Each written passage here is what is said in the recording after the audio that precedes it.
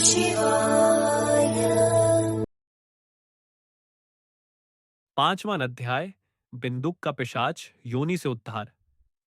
सूत जी बोले, शौनक, एक दिन चंचुला आनंद में मग्न उमा देवी के पास गई और दोनों हाथ जोड़कर उनकी स्तुति करने लगी। चंचुला बोली, हे गिरिराज नंदिनी स्कंद माता उमा, आप सभी मनुष्यों एवं देवताओं द्वारा पूज्य तथा समस्त सुखों को देने वाली हैं। आप शंभु प्रिया हैं। आप ही सगुणा और निर्गुणा हैं। हे सच्चिदानंद स्वरूपिणी, आप ही प्रकृति की पोषक हैं। हे माता, आप ही संसार की सृष्टि पालन और संहार करने वाली हैं। आप ही ब्रह्मा विष्णु और महेश को उत्तम प्रतिष्ठा देने वाली परम शक्ति है।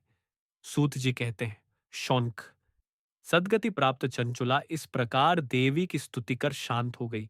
उसकी आंखों में प्रेम के आंसू उमड़ आए। तब शंकर प्रिया भक्तवत्सला उमा देवी ने बड़े प्रेम से चंचुला को चुप कराते हुए कहा, सखी चंचुला, मैं तुम्हारी स्तुति से प्रसन्न हूं। बोलो, क्या वर मांगती हो?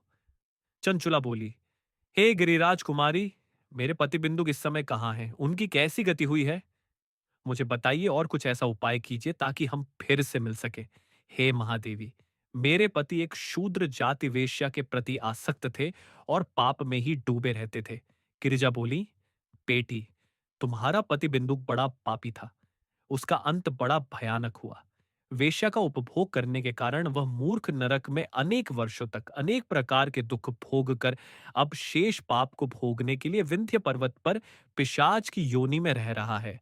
वह दुष्ट वहीं वायु पीकर रहता है और सब प्रकार के कष्ट सहता है। सूत जी कहते हैं, शौनक, गौरी देवी की यह बात सुनकर चंचुला अत्यंत दुखी हो गई। फिर मन को किसी तरह स्थिर करती हुई दुखी हृदय से मां गौरी से उसने एक बार फिर पूछा, हे महादेवी, मुझ पर कृपा कीजिए और मेरे पापी पति का अब उद्धार कर दीजिए। कृपा करके मुझे वह उपाय बताइए जिससे मेरे पति को उत्तम गति प्राप्त हो सके। गौरी देवी ने कहा, यदि तुम्हारा पति बिंदु के शिव पुराण की पुण्यमयी उत्तम कथा सुने तो वह इस दुर्गति को पार करके उत्तम गति का भागी हो सकता है।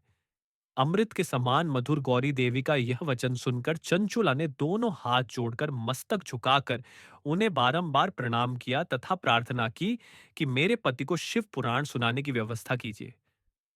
ब्राह्मण पत्नी चंचुला के बार बार प्रार्थना करने पर शिव प्रिया गौरी देवी ने भगवान शिव की महिमा का गान करने वाले गंधर्वराज तुम्बुरु को बुलाकर कहा, तुम्बुरु, तुम्हारी भगवान शिव में प्रीति है।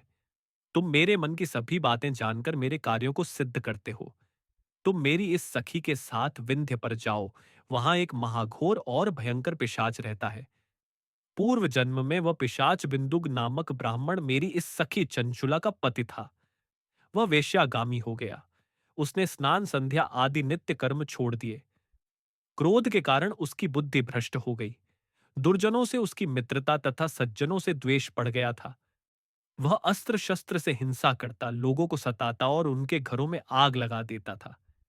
चांडालों से दोस्ती करता वह रोज वेश्या के पास जाता था। पत्नी को त्याग कर दुष्ट लोगों से दोस्ती कर उन्हीं के संपर्क में रहता था। वह मृत्यु तक दुराचार में फंसा रहा। मृत्यु के बाद उसे पापियों के भोग स्थान यमपुर ले जाया गया। वहां घोर नरकों को सहकर इस समय वह विंध्य पर्वत पर पिशाच बनकर रह रहा है और पापों का फल भोग रहा है। तुम उसके सामने परम पुण्यमयी पापों का नाश करने वाली शिव पुराण की दिव्य कथा का प्रवचन करो। इस कथा को सुनने से उसका हृदय सभी पापों से मुक्त होकर शुद्ध हो जाएगा और वह प्रेत योनि से मुक्त हो जाएगा। दुर्गति से मुक्त होने पर उस बिंदुक नामक पिशाच को विमान पर बिठाकर तुम भगवान शिव के पास ले आना। सूत जी कहते हैं, शौनक, मां उमा का आदेश पाकर गंधर्व राज तुम्बुरो प्रसन्नता पूर्वक अपने भाग्य की सराहना करते हुए चंचुला को साथ लेकर विमान से पिशाच के निवास स्थान विंध्य पर्वत गया। वहां पहुंचकर उसने उस विकराल आकृति वाले पिशाच को देखा। उसका शरीर विशाल था, उसकी ठोड़ी बड़ी थी। वह कभी हंसता, कभी रोता और कभी उछलता था। महाबली तुम्बुरों ने बिंदुक नामक पिशाच को पाशों से बांध लिया। उसके पश्चात तुम्बुरों ने शिव पुराण की कथा बांचने के लिए स्थान तलाश कर मंडप की रचना की। शीघ्र ही इस बात का पता लोगों को चल गया कि एक पिशाच के उद्धार हेतु देवी पार्वती की आज्ञा से तुम्बुरो शिव पुराण की अमृत कथा सुनाने विंध्य पर्वत पर आया है।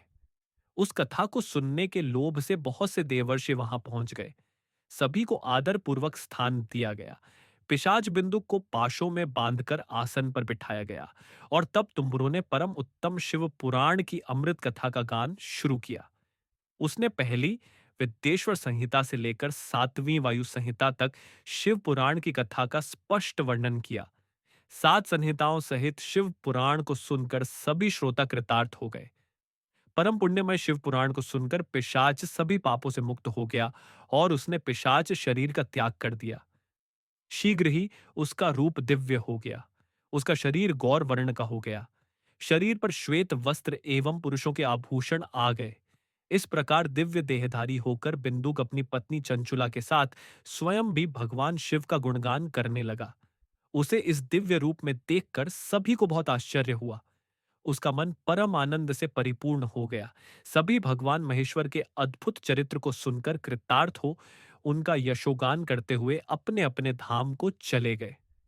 बिंदुक अपनी पत्नी चंचुला के साथ विमान में बैठकर शिवपुरी की ओर चल दिया। महेश्वर के गुणों का गान करता हुआ बिंदुक अपनी पत्नी चंचुला व तुम्बुरों के साथ शीघ्र ही शिवधाम पहुंच गया। भगवान शिव व देवी पार्वती ने उसे अपना पार्षद बना लिया।